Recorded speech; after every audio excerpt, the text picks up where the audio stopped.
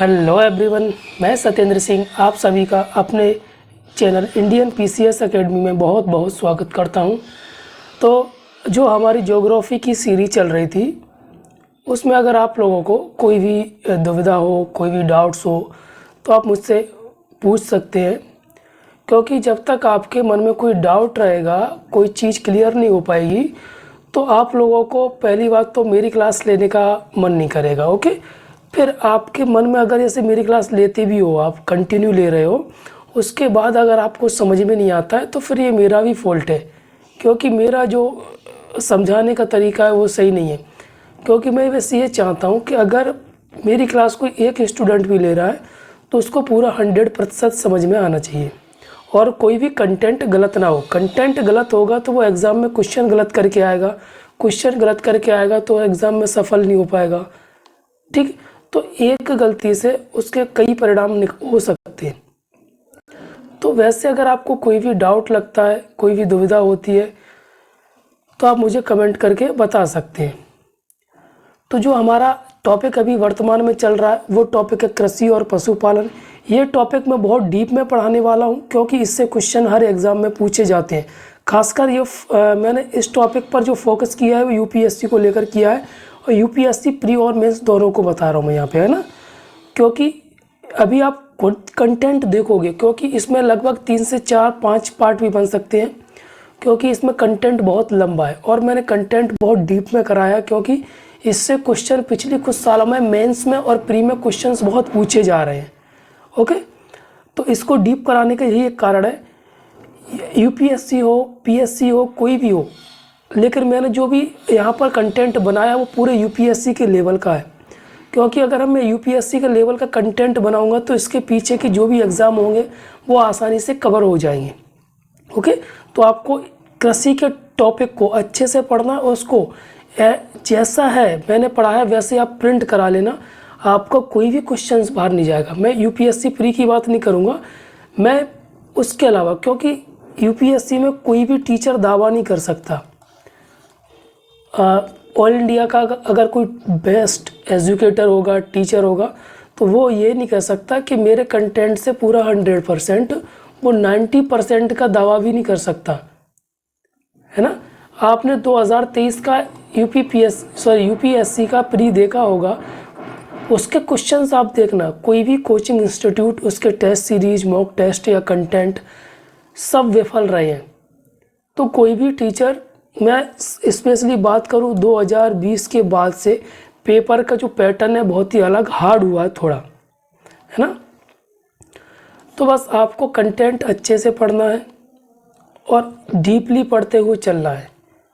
Okay, तो मैं अपने सीरीज की बात करता हूँ। ये सीरीज है, कौन से एग्ज़ाम वाले स्टूडेंट्स इसको देख सकते हैं। एसएससी, पीएससी, यूपीएससी और रेलवे, ठीक है, और कोई भी एग्ज़ाम, कॉम्पिटिटिव एग्ज़ाम है, सभी स्टूडेंट ये क्लास ले सकते हैं, उनको बहुत बेहतर मिलेगा। मैं गारंटी देता हूँ यूट्यूब पर कोई भी क्लास आपको ऐसी नहीं मिलेगी। मैं यहाँ पर 100% श्योर ही गारंटी दे रहा हूँ। मैं जितना डीप मैंने ये कराया है, ये वाला टॉपिक, पिछले टॉपिक की नहीं बोलूँगा, और डीप यहीं से स्टार्ट होगा, दोबारा सर्कल बनेगा। सर्कल का मतलब ये, यहाँ मैं इंडियन जो ज्योग्राफी है, वर्ल्ड ज्योग्राफी फिर ख़त्म कराने का फिर स्टार्ट कराऊंगा। मैं दावा कर सकता हूँ इतना डीप में कोई नहीं पढ़ाएगा, ठीक है ना। मैंने यहाँ से बहुत डीप पढ़ाना स्टार्ट किया। कोई भी किताब उठा लीजिए, कोई भी टीचर से आप यूट्यूब पे पढ़ लीजिए, इतना डीप नहीं मिलेगा। इसीलिए मैंने आपसे हर बार बोलता हूँ कि जो भी क्लास मेरी है, पढ़ाई हुई है, आप ज़्यादा से ज़्यादा शेयर कीजिए। जो भी आपके फ्रेंड हो, भाई हो, कोई भी कज़न्स हो, उनको बहुत अलग फ़ायदा मिलने वाला है, ठीक है। तो पिछले क्लासेस में हमने इसकी भी हमने क्लास ले ली है, एक क्लास ली है कृषि और पशुपालन की। तो अभी उसमें हम पशुपालन को नहीं उठाया, उसमें हमने अभी उठाया है सिर्फ कृषि को, ठीक है। तो कृषि में हमने अभी देखा है पहला वीडियो, उसके आगे पहला वीडियो हमने एमसीक्यूज़ देखे थे। एमसीक्यूज़ के बाद हमने जो पशुपालन था उसको पढ़ा था, उसके कौन सी कृषि होती वो पढ़ा था। उसके आगे हम आज पढ़ने वाले हैं, ठीक है। ओके, तो उसके बाद हम जो आज स्टार्ट करने वाले हैं वो स्टार्ट करेंगे कृषि की विधियाँ। कि आपसे एग्ज़ाम में यूपीएससी में बात करूँ, स्टेट पीसीएस में बात करूँ, तो मेंस और प्री दोनों में ये इससे क्वेश्चन बनते हैं ना। देखिए आपसे एग्ज़ाम में कैसे पूछेगा मैं आपको यहाँ पर बताता हूँ कि जीविका या निर्वाह कृषि किसे कहते हैं। आपको 4 ऑप्शन देगा, है ना। और अगर मैं स्टेट पीसीएस की बात करूं, जिस स्टेट पीसीएस में 2 नंबर के क्वेश्चन आते हैं, तो वहां पर सीधी डेफिनेशन आपसे पूछ लेगा कि जीविका या निर्वाह कृषि क्या होती है। तो ये होती क्या, पहला उसको आसानी से समझेंगे। ओके, जब कोई कृषक मतलब होता है किसान, फार्मर, अपने परिवार और वह अपनी आवश्यकताओं को पूरा करने के लिए कृषि का कार्य करता है। ठीक है, किसके लिए? सिर्फ अपनी आवश्यकताओं को पूरा करने के लिए। 1 मिनट। अपनी आवश्यकताओं को पूरा करने के लिए कृषि का कार्य करता है, उससे क्या कहते हैं? निर्वाह कृषि या जीविका कृषि कहते हैं। इस कृषि में किसान इतना फसल ही उपजा पाता है जितने में उसकी आवश्यकता पूरी हो सके। वह बाजार में बेचने और लाभ कमाने के लिए कृषि नहीं कर पाता है। इसके मुख्य कारण क्या है? इसका मुख्य कारण है उसके पास भूमि की कमी होना, क्योंकि जिसके पास भूमि होगी वो तो बिना किसी लिमिट के कृषि करेगा, जितना उस पर ज़्यादा पैदावार हो सके वो। दूसरा कारण हो सकता है साधन। तीसरा कारण हो सकता है आर्थिक। ठीक, ये कुछ कारण है। साधन संसाधन में हम चीज ट्यूबवेल वगैरह सब कुछ, खाद वगैरह सब कुछ इसमें आ जाएगा हमारा, है ना। ये थोड़ी आप आवाज़ को थोड़ा प्लीज़ इग्नोर करना। ठीक है, उसके बाद निर्वाह कृषि के प्रकार। निर्वाह कृषि क्या होती है, उसके प्रकार 2 भागों में बांटा गया है। एक तो गहन निर्वाह कृषि, दूसरा आदिम निर्वाह। अब ये निर्वाह कृषि या हमने जीविका कृषि पढ़ी थी, उसके अगर आपसे प्रकार पूछे जाए तो आप यहाँ पर प्रकार भी बता सकते हैं। तो सबसे पहले हम देखेंगे गहन निर्वाह कृषि। जब कोई किसान एक छोटे से भूमि के टुकड़े पर साधारण औजारों का प्रयोग, साधारण औजार यहाँ पर क्या है, कोई तकनीकी का उपयोग नहीं किया है, तकनीक का उपयोग नहीं किया है।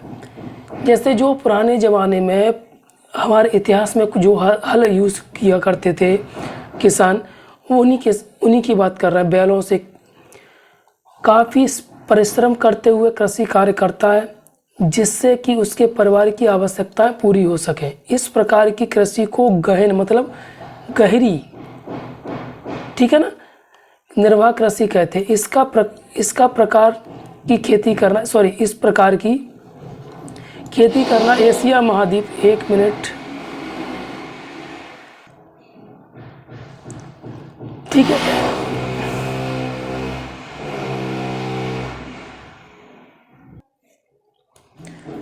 इस प्रकार की जो कृषि होती है वो कहाँ होती है? जापान, कोरिया, भारत, पाकिस्तान, श्रीलंका में अधिक की जाती है। इसमें हम एक चीज़ और यहाँ पे चीन भी है, इसमें हम अफ्रीका महाद्वीप को भी ऐड कर सकते हैं ना। गहन निर्वाह खेती में जलवायु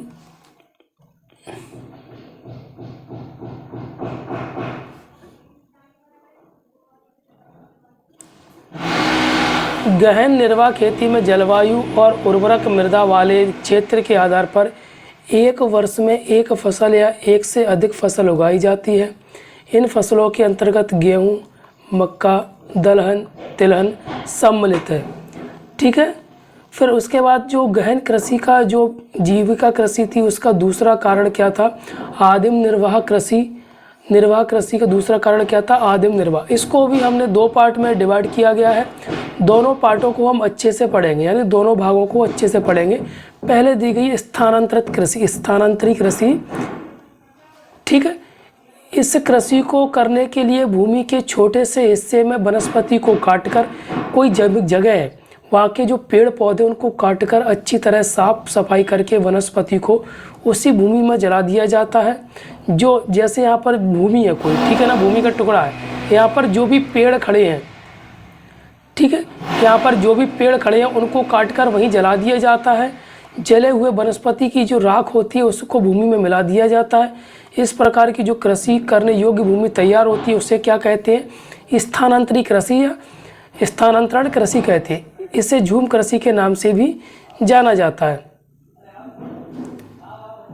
यह खेती भी जमीन के एक छोटे से टुकड़े पर की जाती है। जब जमीन की उर्वरता कम हो जाती है तो इस जमीन को छोड़कर दूसरी जगह चले जाते हैं और वहाँ पर खेती करने लगते हैं ना।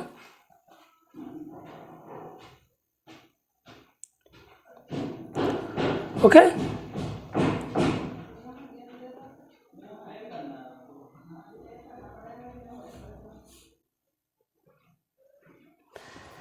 फिर दूसरा क्या, दूसरी जगह स्थानांतरित कृषि करने के लिए भी वही प्रक्रिया पुनः अपनाई जाती है। वनस्पतियों को काटकर जलाकर भूमि को उर्वरक बनाया जाता है, खेती की जाती है। उर्वरकता खत्म हो जाने पर पुनः उस जमीन को छोड़ दिया जाता है। स्थानांतरित कृषि में जो स्थान खेती करके छोड़ दिया जाता है वहाँ कुछ समय बाद पुनः वनस्पतियाँ उगने लगती हैं, वे हरी भरी हो जाती हैं। आलू, मक्का, कसावा, रतालू यहाँ पर क्या की जाती हैं? फसलें की जाती हैं।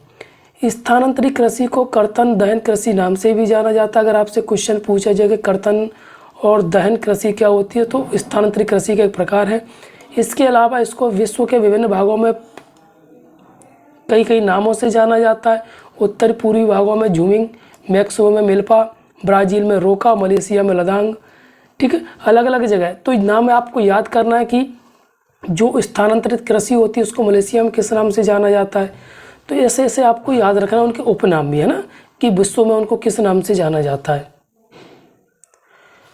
फिर दूसरा जो है, जो हम डीप में पढ़ेंगे वो झूम कृषि क्या होती है, क्योंकि इससे एग्जाम में क्वेश्चंस पूछे जाते हैं हमसे।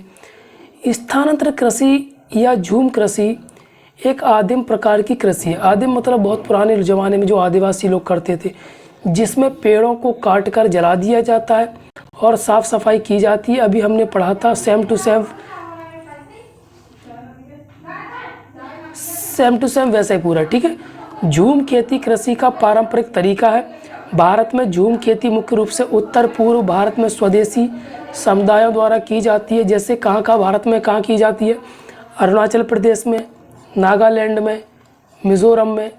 ठीक है, भारत के अगर आपसे पूछा जाए कि झूम कृषि कहाँ होती है तो असम भी हम इसमें लगा सकते हैं, नागालैंड भी लगा सकते हैं, अरुणाचल प्रदेश भी लगा सकते हैं, मिज़ोरम भी लगा सकते हैं ना। अब ये मैंने जो कंटेंट यहाँ पर करा रहा हूँ आपको ना इसको रीड करना है और इससे क्वेश्चंस बनाते हुए चलना है कि इससे क्वेश्चंस कैसे बनते हैं। मैं आपको बताता हूँ तरीका एक है ना। तरीका क्या है, देखिए, अगर आप इसके कंटेंट आपने पूरा पढ़ लिया, कंटेंट पूरा पढ़ने के बाद आप क्या करोगे, गूगल पे टाइप करना झूम खेती या झूम फार्मिंग MCQ, है ना। ठीक है, फिर लकड़ी को धूप में सुखाया जाता है, फिर मार्च या अप्रैल में जलाया जाता है। ये पूरे इसमें दिया गया सब कुछ। इस पर वातावरण पर नकारात्मक प्रभाव भी पड़ते हैं। जैसे क्या क्या होता है, पेड़ कटेंगे तो वनस्पति तो कटेंगी, इससे मृदा अपरदन भी होता है। मानसून पर, जलवायु पर प्रभाव पड़ता है। ठीक है, कई कई जगह पर इसको क्या कर दिया गया, प्रतिबंधित भी कर दिया गया है। तो ये मेंस के पॉइंट ऑफ व्यू से यहाँ पर है। फिर चलवासी पशुपालन क्या होता है? ऐसा कृषि जिसमें पशु चारक अपने भोजन, वस्त्र, शरण, औजार और यातायात के लिए अपने पशुओं पर निर्भर रहते हैं। वह पशुओं के साथ चारे और पानी के लिए एक स्थान से दूसरे स्थान पर घूमते। जैसे आपने देखा होगा जब आपकी फसल कट जाती है तो जो भेड़ बकरियां होती हैं वो लोग आपके खेतों में चराने के लिए आ जाते हैं। ऊँट जैसे जिनके पास ऊँट होते हैं वो लोग आपके खेतों में आ जाते हैं। तो उसको क्या बोलते हैं? चलवासी पशुचारण। ये मैदानी भागों तथा पर्वतीय क्षेत्रों लंबी दूरियां तय करते हैं। कहाँ कहाँ होता है? भारत में, मध्य एशिया में होता है। भारत के कुछ जैसे राजस्थान हो गया, जम्मू कश्मीर में हो गया। हमारे यहाँ तो जैसे राजस्थान के कुछ, मध्य प्रदेश, ऐसे मैं मध्य प्रदेश के बिलोंग करता हूँ, ग्वालियर भिंड से बिलोंग करता हूँ। तो वहाँ क्या राजस्थान की बाउंड्री लगती है ना। ओके, तो वहाँ से कुछ लोग आ जाते चल के राजस्थान के, लेकिन यहाँ पर थोड़ा कम है। राजस्थान, गुजरात में, ये हरियाणा में ये चीज़ ज़्यादा है। फिर यहाँ से हमारे मेंस के पॉइंट ऑफ व्यू से महत्वपूर्ण चीज़ बहुत डीप में मैंने कराया है, इसको आपको बहुत अच्छे से पढ़ना है। बहुत इसमें प्री के क्वेश्चंस भी आपको मिलेंगे, मेंस के क्वेश्चंस भी आपको मिलेंगे। ओके, सिक्किम पूरी तरह से, पहला क्वेश्चन इस लाइन से बनेगा कि पूरी तरह जैविक कृषि अपनाने वाला राज्य कौन है भारत का, तो कौन सा है, सिक्किम है वो। भारत का पहला राज्य बन गया है पूरी तरह से जैविक कृषि अपनाने वाला। फिर त्रिपुरा और उत्तराखंड राज्य भी इस लक्ष्य को प्राप्त करने की दिशा में प्रयास कर रहे हैं। हालांकि अभी प्रयास कर रहे हैं लेकिन पूरी तरह से नहीं हो पाया है। जैविक कृषि क्या होती है? जैविक कृषि, ऑर्गेनिक फार्म इंग्लिश में इसको बोलते हैं, कृषि की वह विधि है जो संश्लेषित उर्वरकों एवं संश्लेषित कीटनाशकों, मतलब बनाए हुए उर्वरक और बनाए हुए कीटनाशकों का अप्रयोग, मतलब जैसे हम खाद वगैरह डालते हैं, यूरिया डालते हैं, डीएपी डालते हैं।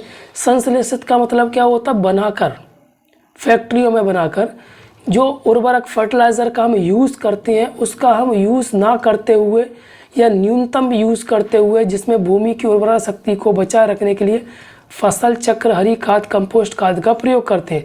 मतलब जो डीएपी, सीधी भाषा में समझे, यूरिया डीएपी का यूज़ ना करते हुए, ठीक है, हरी खाद, कंपोस्ट खाद का यूज़ करते हैं। जैविक कृषि में मिट्टी, पानी, रोगाणु और अपशिष्ट उत्पादों, वानिकी कृषि जैसे प्राकृतिक तत्वों का एकीकरण शामिल है। क्लियर?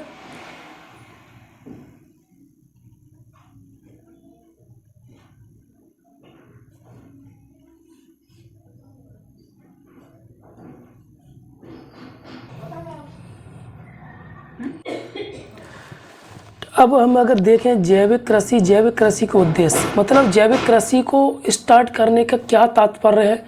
यह कृषि आधारित उद्योगों के लिए भोजन, फीड स्टॉक की बढ़ती आवश्यकताओं के कारण प्राकृतिक संसाधनों के सतत उपयोग के आदर्श पद्धति है। मैं सीधा बताता हूँ आपको। पहला देखो, भूख को समाप्त करना, यानी जो खाने की, पहले यहाँ पर मैं बात करूँगा वो करूँगा खाद्य श्रृंखला की, यानी फूड चेन की और खाद्य सिक्योरिटी की, ठीक है ना। फिर मैं दूसरी बात करूँगा यहाँ पर, यहाँ पर तो आपको खाद्य सुरक्षा, ठीक है, फूड सिक्योरिटी की यहाँ पर बात हो गई आपको, है ना। दूसरी बात करते हैं हम पर्यावरण की, और जो वहाँ की मिट्टी है, जो पानी है, उसको यूज़ करें। जैसे जो हरित क्रांति स्टार्ट हुई थी, हरित क्रांति हम पढ़ेंगे, हरित क्रांति पहली और दूसरी दोनों पढ़ेंगे हम, है ना। हरित क्रांति के बाद क्या हुआ था? हरित क्रांति के बाद क्या हुआ था? जो संकर बीज, यानी संकर बीज को हम बोलते हैं मॉडिफाइड, ठीक है, या हाइब्रिड बोलते हैं। हाइब्रिड बीजों की वजह से पैदावार तो बढ़ गई, लेकिन इसमें हम क्या करने लगे? उर्वरक डालने लगे। उर्वरक से क्या होता है? मिट्टी की जो क्षमता होती है कुछ समय बाद खत्म होने लगती है, मिट्टी खराब हो जाती है। ओके, तो ये इसका एक हानि है। तो इसको रोकने के लिए क्या किया गया? जैविक कृषि को स्टार्ट किया गया, ताकि जो मिट्टी का क्षरण हो रहा था, पर्यावरण का क्षरण हो रहा था, उसको रोका जाए। मैं आप लोगों से एक सलाह देना चाहता हूँ, जो भी किसान है वो क्या करें, जैसे मिट्टी है उनके, किसानों की खेत की मिट्टी है, उसको क्या करें, वो जाकर उसको उनके पास जो भी कृषि केंद्र हुआ करे, वहाँ पर जाकर उसको चेक कराएं कि जो उसकी उर्वरक क्षमता है, जो उसके अंदर जो भी फर्टिलाइज़र्स वगैरह हैं, वो कम तो नहीं हो गए। अगर कम हो गए तो उसके लिए वो दवाइयाँ देते हैं, वो डालें।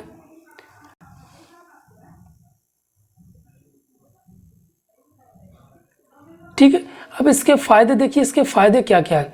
किफ़ायती होता है। किफ़ायती कैसे होता है? जो उर्वरक होते हैं वो महंगे पड़ते हैं, ठीक है ना। ये खर्च की जो खर्च होता है वो कम हो जाता है। फिर निवेश का अच्छा रिटर्न होता है। जैसे अगर खर्चा कम होगा हमारा, तो यानी निवेश कम हो रहा है हमारा, निवेश कम होगा तो फिर हमारा रिटर्न अच्छा निकलेगा।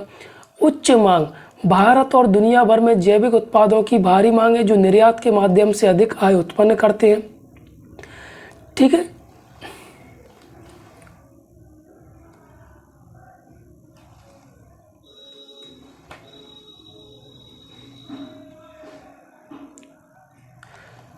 फिर पोषण संबंधी, रासायनिक और उर्वरक उपयोग वाले उत्पादों की तुलना में जैविक जो उत्पाद होते हैं वो ज़्यादा पौष्टिक होते हैं, ज़्यादा स्वादिष्ट होते हैं, स्वास्थ्य के लिए अच्छे होते हैं। ये चीज़ आपको समझ में आ रही है ना, उर्वरक क्या होता है ना। जो हम फर्टिलाइज़र्स दवाइयाँ वगैरह हम डालते हैं, जैसे हमारे गांव में जो फसलें होती हैं उनमें अभी वर्तमान में डाल रहे हैं, वही होता है रासायनिक उर्वरक, फर्टिलाइज़र। फिर अगला पॉइंट लिखा है पर्यावरण के अनुकूल जैविक उत्पादों की खेती रसायनों और उर्वरकों से मुक्त होगी तो क्या पर्यावरण को नुकसान नहीं पहुंचेगा।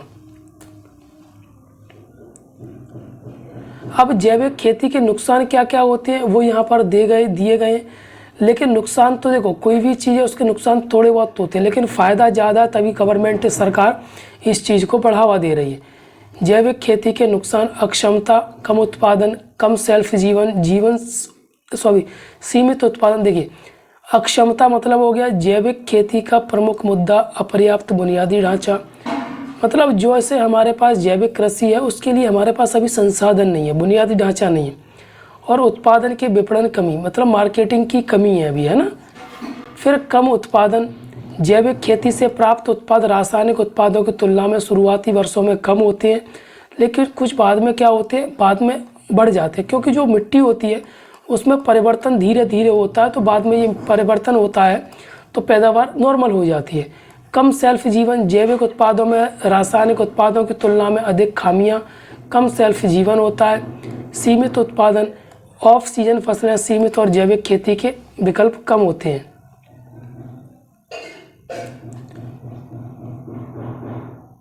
फिर इसके बाद ये अगला कल का क्लास रहेगा। आज थोड़ा डिस्टर्बेंस है आवाज़ वगैरह की वजह से, इसलिए मैं इसको यहीं पे फिनिश करता हूँ। कल से हमारा समुद्री सवाल और जो कंटेंट हमारा कृषि का है पूरा यूपीएससी का कंटेंट है और बहुत डीप है। मेंस की बात करें या हम प्री की बात करें, है ना, तो बस आपको पढ़ना है, मैं एमसीक्यूज इससे लगाते चलना है आपको कि इससे क्वेश्चंस कैसे बनते हैं। देखो मैं क्या आप एग्जांपल देता हूँ, यहाँ पर लिखा समुद्री सवाल। आप पहले तो कंटेंट पढ़ोगे, यहाँ पर दिया हुआ है, फिर आप खुद क्वेश्चन बनाओगे, खुद की टेस्ट सीरीज बनाओगे। उसके बाद आप गूगल पे जाओगे, गूगल पे सर्च करोगे कि समुद्री शैवाल संबंधित एमसीक्यू, ठीक है ना, तो वहाँ पर आपको सारे क्वेश्चंस क्लियर होंगे, पूरा कंटेंट क्लियर होगा, है ना। तो आप कोई भी एग्ज़ाम में अगर जाओगे तो आपको क्वेश्चन आसानी से बन जाएंगे। तो बस आपसे अनुरोध है कि जो कंटेंट है उसका जितनी मेहनत से बनाया उसका फल मिलना चाहिए। फल से मतलब ये है कि कोई केला संतरा नहीं। आप जैसे मैंने यहाँ पर जो कंटेंट बनाया है तो आप ज़्यादा से ज़्यादा शेयर करें, ठीक है, जिससे दोहरा फ़ायदा मैं हर बार बताता हूँ, इस बार भी दोहरा फ़ायदा है। कंटेंट डीप होगा, ज़्यादा लोगों को फ़ायदा मिलेगा, अच्छे से समझ में आएगा, और दूसरा फ़ायदा आप समझते ही हैं, है ना। ठीक है, थैंक यू।